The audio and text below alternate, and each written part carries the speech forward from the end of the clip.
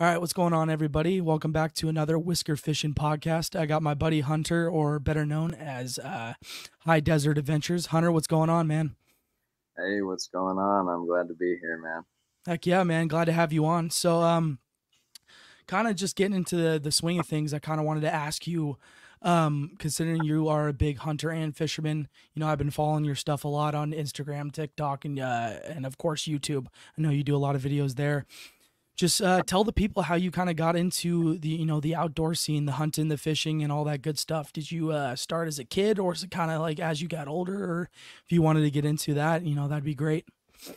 Yeah, I mean, I've been hunting and fishing for as long as I can remember. My dad, he's big time hunter and fisher. So, I mean, as soon as I could walk, I had a fishing pole in my hand or a BB gun, whatever. I've been hunting and fishing, yeah, since I was just a little kid. And I've done in Idaho just about hunted everything that you can and Yeah. fished for about everything that you can. And it's been awesome. And growing up in Idaho, everybody hunts and fishes. So it's Yeah. kind of part of being in Idaho. And that's what you do here. Yeah. Very cool.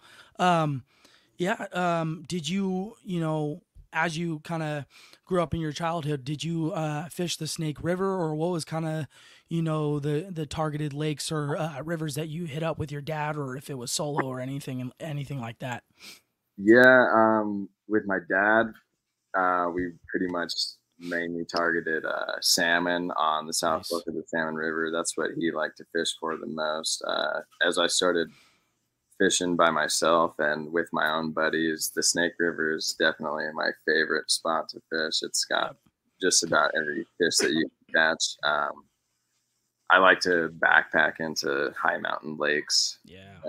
I've been trying to fish a new lake every year, backpacking somewhere, and I've caught some really cool fish, some stuff that like you wouldn't catch hardly anywhere else. So Yeah. Yeah. Yeah. Lake Um, Lowell, that's another. I grew up right next to Lake Lowell, and I mean it's not really the best fishing, but I grew up close enough to walk there, so I was always before I could even drive, I'd walk to yeah. Lake Lowell and fish out of there. Yeah, that was kind of, the same thing with my childhood, just kind of, with my brother getting our bass rods and just hitting up the local ponds and all these quarries that we can find and just getting after it, spending 4 or 5 hours a day just ripping basses, as much as we can. Yeah, Lake Lowell, I think I fished there once or twice. I did hear that there's some pretty big fish in that lake, but I also heard that it's not really the greatest to keep out of. Yeah, I mean, Like I don't hear a lot of people keeping fish out of that spot. I would never eat that fish that I caught out of there. Yeah. Strictly catch and release for me. Yep. I've caught some pretty big catfish out of there. The bass fishing is actually pretty phenomenal too. I've Yeah, caught that's what I heard. some, and then just some other little stuff here and there, like perch, and I've actually caught some bluegill, like dinner plate size, some big old Nice. bluegill out of there. So I Yeah, mean, there's very good cool. fishing in there, but if I have the choice of or like my favorite spot to fish, it's always the Snake River. Always. Yeah, I've been fishing the Snake River for years, and it's just, you hear of other people, being like, oh, this is the spot to go. If you can get to this, this interest point, just kind of walk and find your own spots. And that's kind of been my experience with it, at least, just kind of walking and finding good holes for, catfish, carp, and recently been getting on some sturgeon, which has been pretty crazy. An experience I've never had before. Those fish, I can't even compare any other fish I've ever caught to hooking onto a sturgeon. It's pretty wild, and the Snake River's got so many of them. Yeah, I mean, I've hooked into. I just recently got into targeting sturgeon in the last year, but catfishing, I've hooked into a few, and I mean, you hook into a fish that big, and it gets your blood pumping. And Oh I yeah, hooked into one a couple of years ago, and I fought it for a while on my catfish setup, and it broke me off. And then I was like, all right, I need to get a sturgeon set up, and yeah, I came back. And since then, I've been able to catch a couple sturgeon, but we we caught one. My buddy caught it. It was like this big. It was like 8 inches long, yeah. the tiniest sturgeon. And then the next time we go out, my buddy catches one that's like 8 feet long. So Yeah, that's the thing that really shocks me the most is how small and then how big they can get, because I've been recently going out to the snake and I've been catching a lot smaller ones, and I just caught one like, same size that you just mentioned, just about like 8-9 inches. And then, the first sturgeon I caught was, about 7 feet. So it was really crazy kind of seeing how much they can grow and how big they can get, and just how powerful they are. When you first hook onto one, for me, when I first hook onto one, I was just like, I kind of feel snagged right now. But then all of a sudden the fish wakes up a little bit and then it starts peeling drag and you're like, oh no, I'm not snagged. I'm hooked up on a pretty nice one. So it's a pretty crazy experience. yeah, and when you hook into a sturgeon, there's Yeah. nothing else like it. Like Nope. immediately you're like, this is a big fish. Yeah, I mean, I've taken out some of my buddies recently sturgeon fishing, and one of my buddies hooked onto one, and he's like, am I stuck right now? I was like, no, no, no, you're not stuck. I could tell. Just give it a minute. And as soon as I said that, his rod just bent half over and just started peeling drag. I was just like, you're into it now. So, hooking onto those fish, there is just, a lot of people are like, oh man, like you might accidentally catch a catfish. I was like, you might accidentally catch a catfish, but I promise you, when you hook onto a sturgeon, you're gonna know. It's not like hooking into a catfish unless you're catching a state record or one of those big ones out there. Yeah, and speaking of catching big catfish, like the last 2-3 years, I've been catching some big flathead catfish out of there. And before that, like all through my childhood, I was just catching channel cats. Yeah. And I feel like the last few years, the flathead started moving in there, and I've caught some big old flatheads out of there. Yeah, I've seen a few of your videos on YouTube and TikTok of you hooking onto some good flatheads. This past summer, I kind of started getting onto them with a buddy of mine that kind of knows where to target them, and I finally got on one, a pretty decent one, probably about 25 pounds. And the fight, I'd have to say, is a little bit different than your ordinary channel catfish. I mean, I've been catfishing my whole life. That was kind of the fishing my dad first introduced me to. And it's weird is, I hook onto this flathead and I'm just like, it feels like I'm reeling up a really heavy log. And then all of a sudden it just dives back down and just Yeah, straight like a torpedo, versus, some of those channel catfish, which gives you those really rapid head shakes and, that really big rod action. So it's a little bit different, but it's pretty cool catching a flathead because, a lot of people up here, they don't target catfish. At least from my knowledge, there's only a handful of guys that will be like, yeah, I actually target catfish. Like I've been out on the snake a few times and people are like, oh, what are you fishing for? And I was like, catfish. And they kind of just give me a little bit of a weird look. They got all their bass rods and all that stuff. And I'm like, I like to have a bass rod with me as well, but I know there's big catfish in here and that's what I'm mainly going for. So, yeah, they kind of have a reputation as like catch fish, but they're big, they fight hard, and they're a lot of fun to catch. So I don't really look at it like that. To me, it's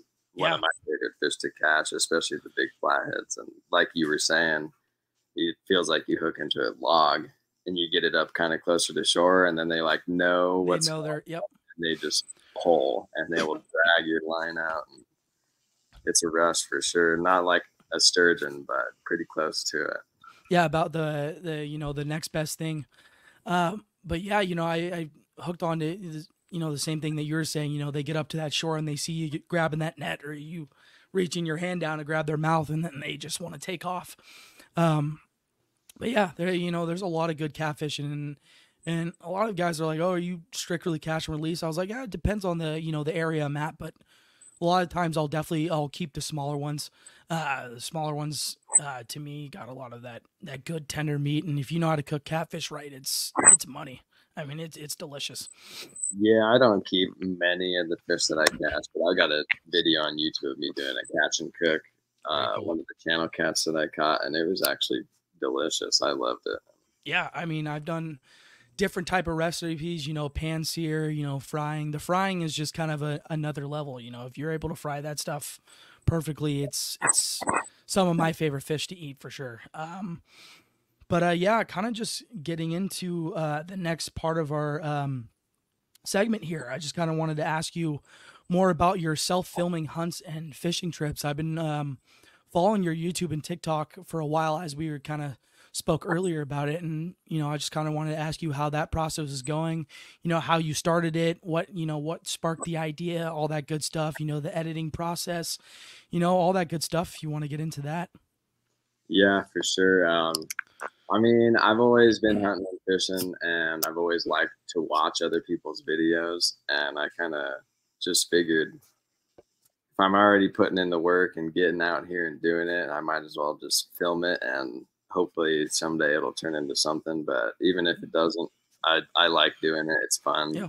It's something that I can look back on and watch, go through my old memories. And I've had a pretty good luck on some of my videos. My last video that I made was a deer hunting video, and solo filming your hunts is not easy. Yeah, no, You're I couldn't even imagine. trying to get the animal on your phone scope or whatever, and then you're on your rifle and Mm-hmm. switching back and forth, making sure you have it on camera when you're pulling the trigger. Like, it was not easy, but I got Yeah, lucky no. and my hunt turned out perfect. I shot a decent little buck, got it on camera, and it was awesome. That's the only successful hunting video that I have out right now. I've got some other videos of me picking up sheds and stuff, and that's really cool too. And hopefully, starting this spring, I'm going to be doing some bear hunting. So I'm going to Very be cool. putting out some new videos this next Nice. spring. Very cool. Yeah, I have a buddy that does springtime bear hunting, and last year he got a pretty nice one up by Riggins. Uh, Um, there by the Snake River, and we had a class together because I went to Boise State, and he was like, "Yeah, I'm pretty big into hunting up here, and I'm gonna be going after bear here soon." And as soon as I said that, next week kind of falls around. He's like, "Yeah, I finally got my bear." He showed me a picture. It was a pretty nice one. So, um, yeah, those self-filming hunts, man, they look pretty difficult. I've watched a lot of those videos, and it looks like it's a workout, man. You see these guys going into that high country, high territory, and I hear of some guys even like training to get into shape to be able to just, walk miles and miles over just heavy terrain, and just to be able to see an animal and not even shoot one. So if you want to kind of get into that, how does that kind of affect the mental and the physical, when you're going out there and you're having to, track these animals down, but also, having to watch your, every step, making sure you're not falling down or, rolling down a hill. Cause I know sometimes you're at a pretty steep incline. yeah, and Idaho's got some rugged country, some steep mountains. It's not easy. You definitely got to be in shape if you're going to be a serious backcountry hunter. And like, some of my favorite hunts are like multi-day backpacking trips where you're hiking 20 miles in like a couple of days, like 15 miles in one day's Yeah. like not even you're going to do more than that, especially if you shoot something and you got to pack it out. Yep. You're going to be doing multiple trips back and forth, so you kind of got to be careful how far back you get in, Yeah. what kind of country you get into. But you definitely got to be in shape. It's not something that you can just sit at home on the couch and then when hunting season comes around you go do it. No, you gotta be active, gotta prepare yourself Yeah. You for got to it. prepare 100%. Yeah. But it's like it's the if you're willing to put the work in and you're willing to do it, it's some of the best experiences, especially in Idaho. The hunting experiences, the opportunities that we have here, second to none. If you're Yeah. willing to put in the work, you can be successful every year. Kill a buck 100%. or a bull or a bear, whatever you're going for. If you're willing to work for it, you can do it.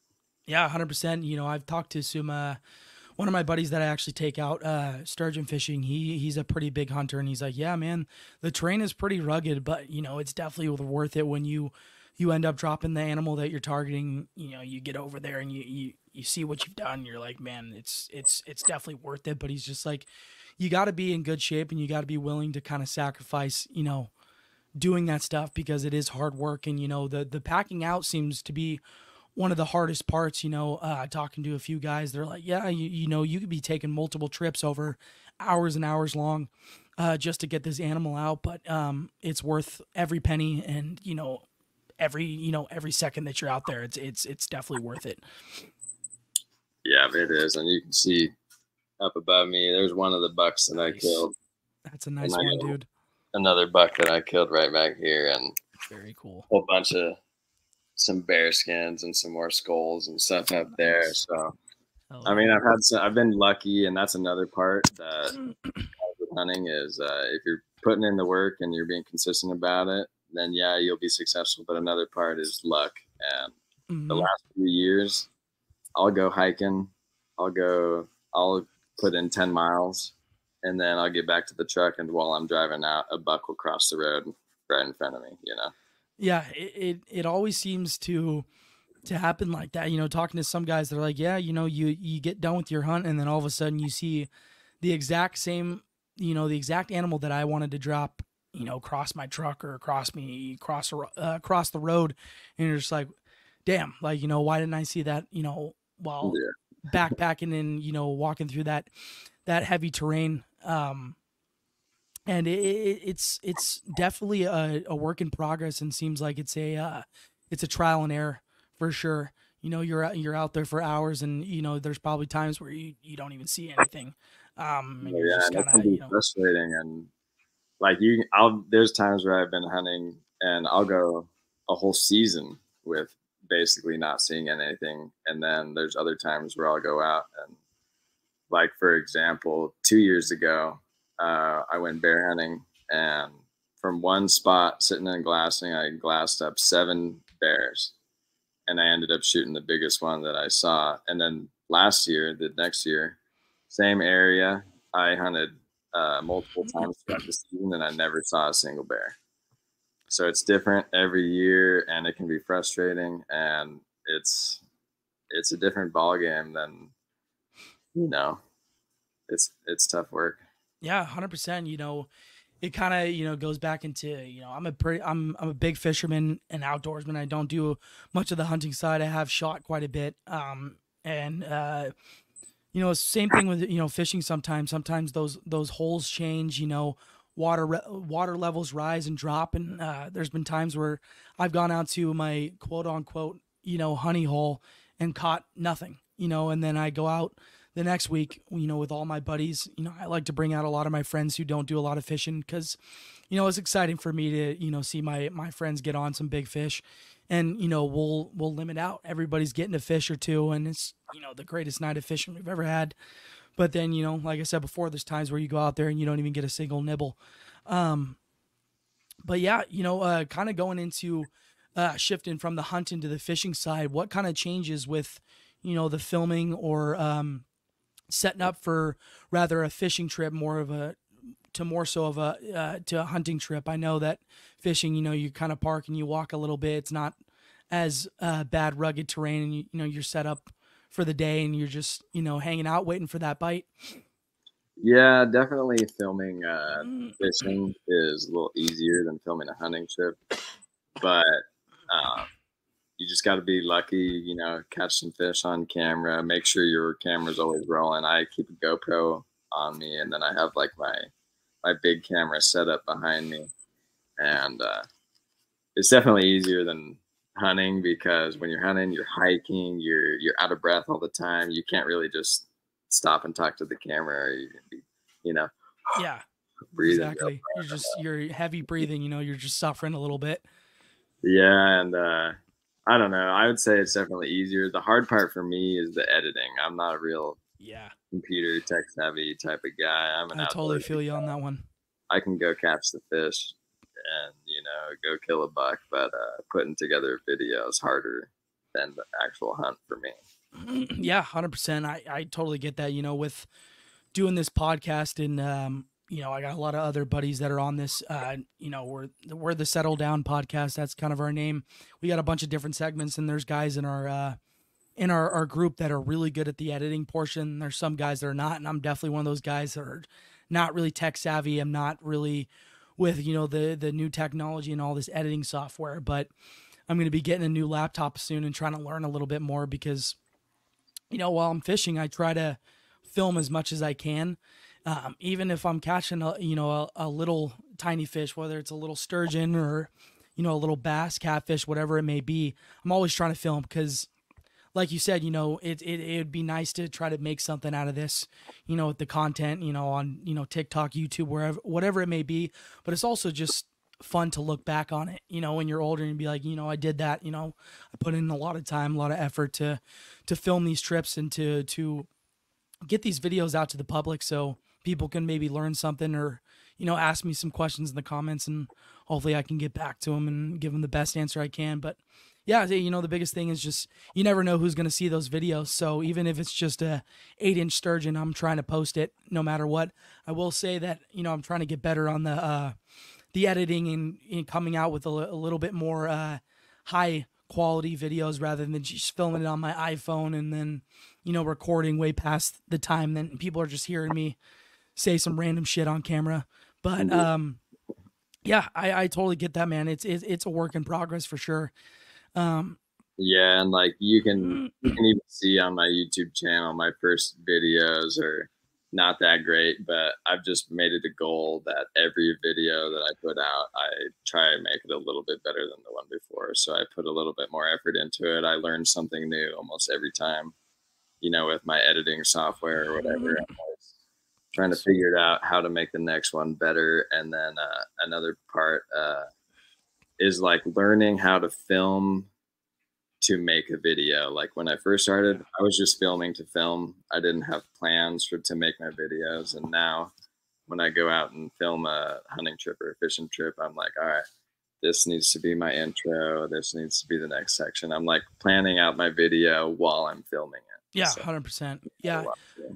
Yeah, I totally get that side of things. You know, I was kind of the same way, just filming to film. You know, I didn't really know much about you know, creating content like that. You know, I watch a lot of guys, you know, YouTube's other fishermen on TikTok, all that good stuff, and kind of take what I learned from them and put it towards my own videos. And it's been working a little bit. Been working pretty good. You know, the last few weeks I definitely been taking my time with the videos a little bit more, trying to edit and trying to put out the most clear videos. But when I first started, it was just kind of filming to film, not really have a plan. Hopefully, I catch a fish. You know, if not, is what it is. But it's always nice to get on one and then have that film to either look back yourself and then also, you know, put it out to the public so they can see and enjoy that video as well. Yeah, I get you. It's a lot of work, but I think no matter what, it'll pay off. If it never turns into anything, I always have something to look back on, something that I can 100%. tell my kids someday, and you know, Yeah. At the end of the day, you know, I'm a fisherman first, and you know, if the content stuff does blow up, and I do get somebody to hit my line for a sponsorship or whatever, you know, whatever that may be, so be it. But if not, you know, I still got a lot of good stuff to look back on and a lot of good videos. Had a few questions for you. Just one of them being, where is the place that you hunt the most? Not probably like direct area, but if you have like a national forest or kind of a landmark that you're hitting each time, or if you're in a different part of the state for different animals, or if you kind of want to get into that a little bit, that would be pretty cool. yeah, definitely. So growing up, I did a lot of hunting up above like Arrow Rock, Unit Yeah. 39, and I've done pretty good up there. I've killed some bucks. I killed a couple bulls up there. I've killed a couple bears up there, but it's been getting way overloaded with people, Yep. like to the point where if you go up on opening day, then you can't even find a spot to pull off the side of the road to Yeah, park.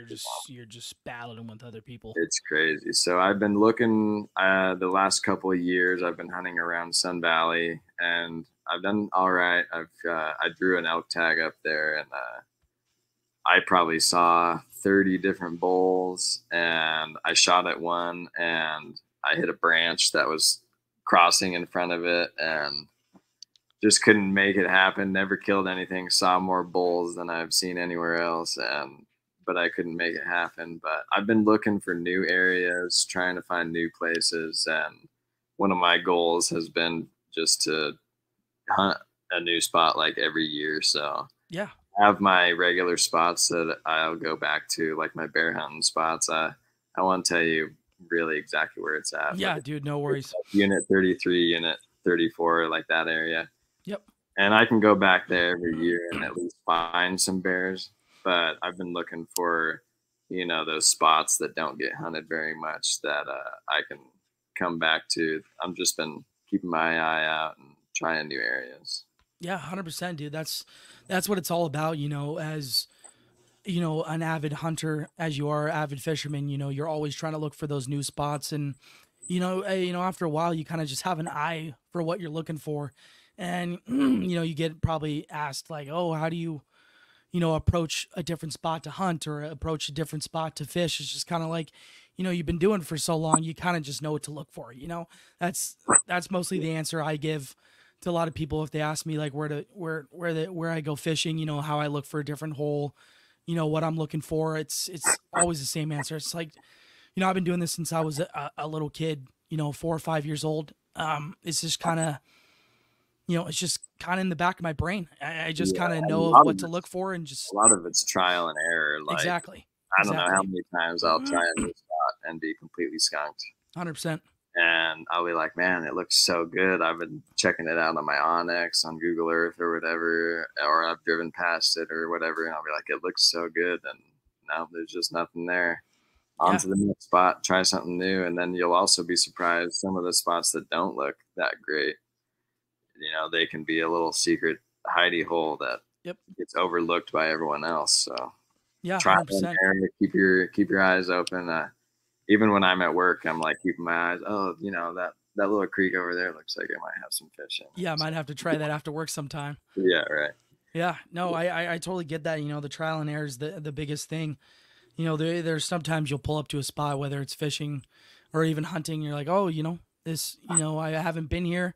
Yeah, but you never know. You're never gonna know until you try. And that's Yeah, honestly been the best thing for me is just with fishing. It's just like trying those new spots, and then, you know, sometimes I'll shock myself and I'm like in a spot that I don't normally go to or something that I'm like a little bit sketchy about, but I'm catching fish all day long and I'm like, this surprised me. This is not normally what I'm looking for, or what I'm targeting. So, it's pretty cool though. You challenge yourself with a lot of those new spots and, it's good when you are successful, especially in that hunting and fishing, that hunting and fishing aspect. So it's pretty cool when you do come across a new spot or you are targeting a new animal or fish and you're able to get on some. yeah, most definitely. Yeah. I have a buddy that also talked about you were talking about Arrow Rock and how above there's some good bears. I have a buddy that was hunting up there for bears in the springtime, and he's like, "Oh my god, I must have seen 13 or 14 different bears. It was insane." But he also mentioned that there is a ton of people out there. Just Yeah, you're walking along and you're seeing a ton of people, and it's just people get wind of a spot and it kind of gets blown up, and that's the tough thing about being a hunter, an avid hunter and fisherman. You gotta. That's the one thing that's in the back of your mind is like every summer or every season, there's always going to be more and more people coming to these spots. So it's just it gets challenging at times for sure. I'm sure you've yeah. probably had your fair share of that. Oh yeah, most definitely. And the best way for me to avoid that is to just get further back. Hike Yeah, further, get back in there further than anybody else wants to go. Hunt the shit that nobody else wants to hike up into, and get exactly. away, get a few miles off the road. There's so many people that just want to road hunt or that want it to come easy.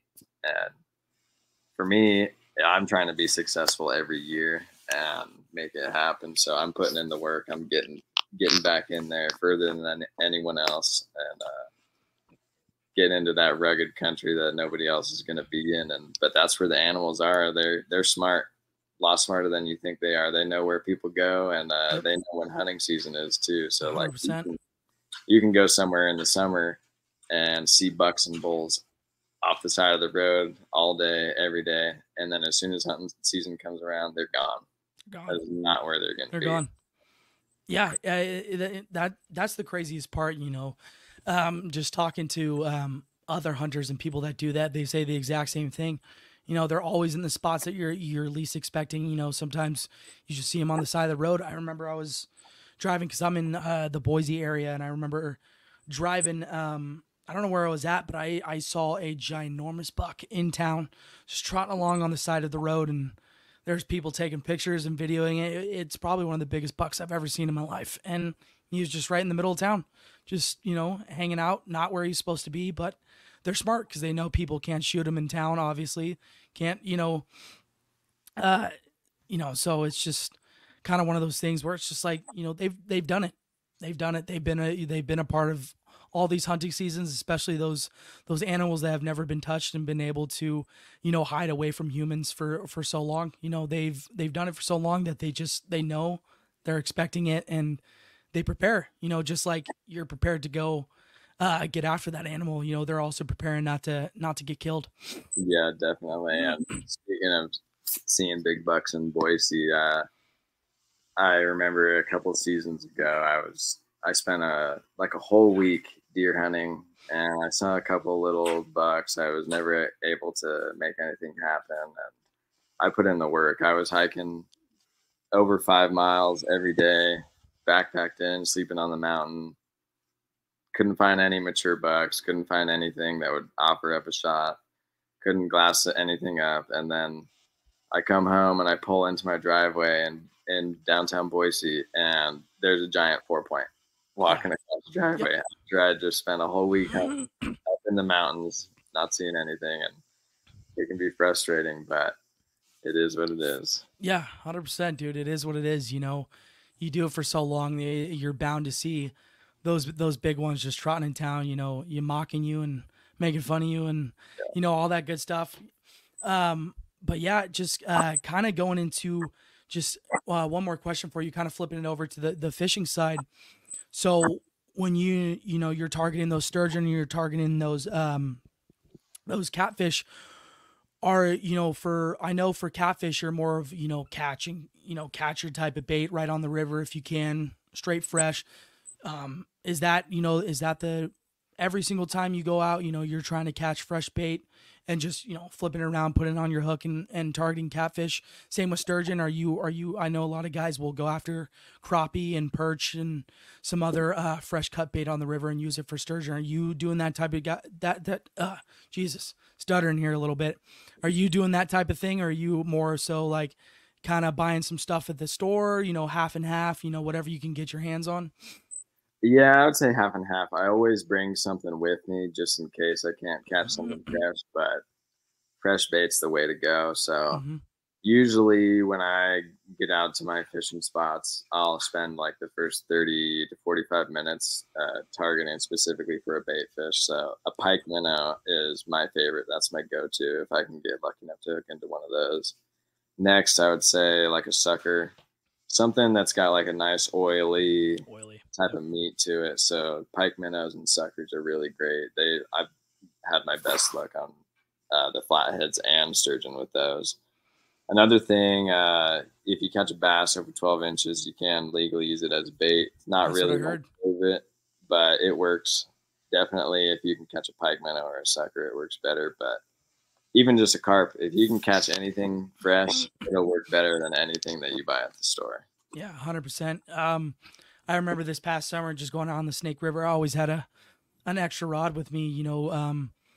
I'd be out on a certain stretch that I knew had a lot of smallmouth and crappie, and I'd be jigging for crappie and then turning around and cutting it up and using it for bait, and it just Yeah, worked crappie like is magic. a good one. They have a real oily meat too. So yeah, like a crappie, I've gotten pretty lucky. There's a spot on the Snake River that you wouldn't think there would be crappie, but there's a little crappie hole right there, and you're almost guaranteed to catch a crappie every time. And sometimes it's not where my catfishing spot and sturgeon spots are, but sometimes I'll make the extra drive, go catch a couple crappie, and then drive back to my spot Yep. to make sure I have some good fresh bait. But if I'm not able to catch anything fresh, worms, I can always catch a catfish on worms or Yep. like a pickled squid or something like that. Yeah. Always something with me, just Yeah. Yeah. A lot of time with those catfish, it's if you can't get the fresh bait, try to get something with a good scent on it, something that smells a little bit, old school, and they'll hit it.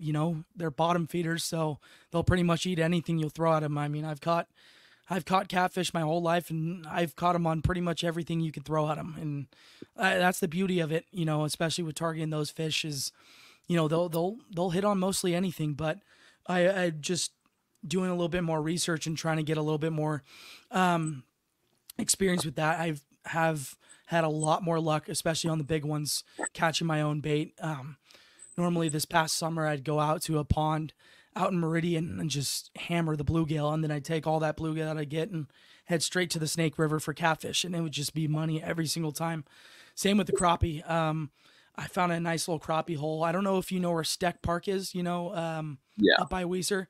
That railroad bridge, that old railroad bridge. Well, not old, it's still active. I had plenty of trains passing by me as I'm fishing, but I remember just kind of doing a little weightless rig with a night crawler, just jigging the night crawler right by this bridge, and just 10 to 12 crappie in probably 45 minutes, and just pretty much just taking them, a few of them at a time, and just cutting them up and using them for catfish bait. And it was almost an instant bite, within 10 minutes, I'm getting a hit and getting a catfish in. So it's pretty cool, just seeing that difference between that cut bait and that, that store-bought stuff. It's definitely, the cut bait is the way to go. Yeah, and especially if you can catch it at the same spot that you're fishing. If it's from the same water, it's what those fish are used to eating. That's what they've been eating their whole lives. That's what that's what they're used to. So if you can catch that fresh bait right there in the same spot and cut it up and toss it out real fresh, that's been my 100% go-to right there. Yeah, that's what at least what I try to do last summer. The sturgeon fishing is a little bit different. I definitely, I've been using a lot of different baits. Kind of my go-to has been cut trout.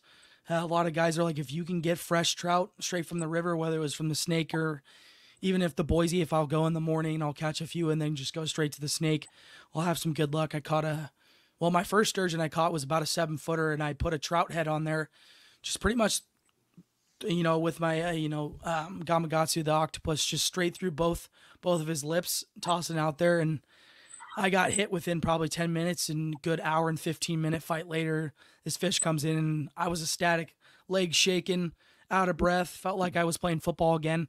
So it was an experience. Something about the heads. Yeah. I feel like the heads always work the best.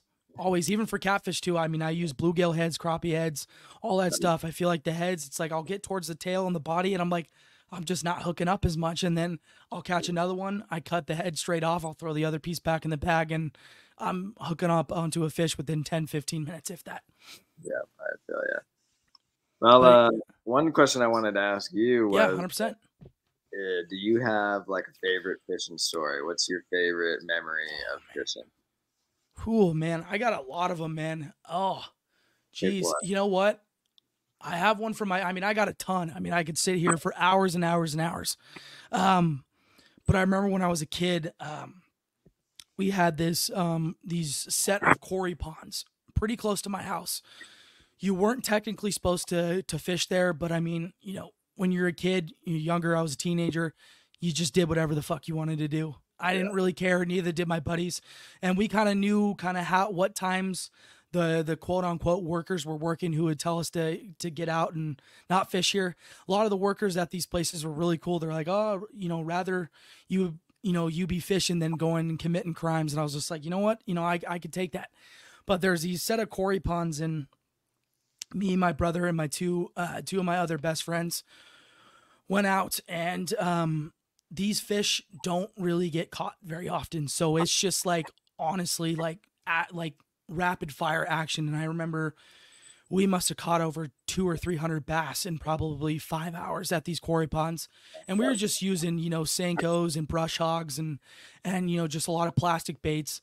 And it was just probably the greatest day of fishing I've ever had. Just everybody I was with, we were catching. I mean, there was nobody there that wasn't catching more than probably 70 or 80 bass. Like it was pretty crazy. And it was an experience. It was just nonstop action.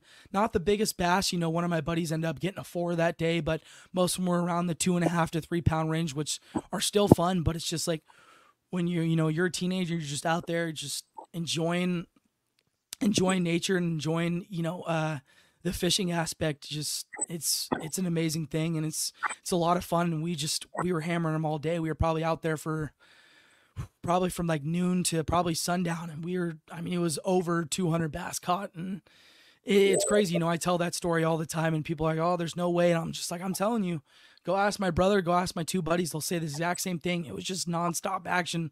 Probably one of the greatest days of fishing I've ever had, man. No, I believe it, man. That's one of those fishing trips that you'll remember for the rest of Oh, your life. 100%. I'll never forget that one. Yeah, No way. But yeah, dude. Never had a day of fishing that good, but I've had some pretty close. So. Yeah, you know, one of those, you know, those quarry ponds, those high pressured waters. It's just nonstop action. Those fish aren't used to getting caught, so it's not really it's pretty easy fishing. You know, kind of just throwing out a Senko, whatever it may be. We were just mostly using plastics, and we were getting after them. So it was a hell of a day. And you know, I've had a lot more, you know, days not like that, but you know, cool stories as well. You know, just out on the Snake River at night, do a lot of night fishing. So especially as it starts warming up in the summertime, and there's always tons and tons of stories to tell, and you know, tons of memories to make. So it's a good time, man. You know, it's basically all I do. Like I say this all the time. If I'm not working, I'm fishing. So whether it's before work, I'll head out to the Snake before work and go after sturgeon. I'll go after work, night fishing for catfish in the summer, whatever it may be, dude. I'm always fishing, always outdoors. I like being out in the woods. Don't really like being inside too much. So yeah, same here. That's the way to do it. It's the best way to live life. Yeah, exactly, dude. You're only here for so long, so you might as well do what you love, and that's what I love to do. So yeah, man. So is there anything else you'd like to touch up on, or you know, kind of shout out maybe your accounts or anything? Because there could be a decent amount of people see this, and it'll probably bring a good amount of hopefully subscribers and new followers to your content on Instagram, TikTok, and yeah, definitely. YouTube. Want to shout out my YouTube, High Desert Adventures. That's what I am on Instagram, TikTok, Sweet. everything is High Desert Adventures. So check me out. I've got some really good videos on there, some good content that I think everyone will appreciate. Hunting, fishing, shed hunting, 100%. a little bit of a mixture. And if you go back to my old videos, they're not so great, but every video is getting better and better. So watch the most recent ones first. Yeah, 100%, man. And yeah, you guys heard it here. High Desert Adventures. Go follow him on Instagram and TikTok, and then go subscribe to his YouTube. He's got a lot of good stuff. I've been following him for years, and it's a great time tuning in, watching his videos. But just kind of, you know, wrapping things up here, man. I really appreciate you being on here, taking your time out of your busy schedule to get on this podcast and record this episode with me. I really appreciate it, my man. Yeah, thanks for the opportunity, man. It was nice.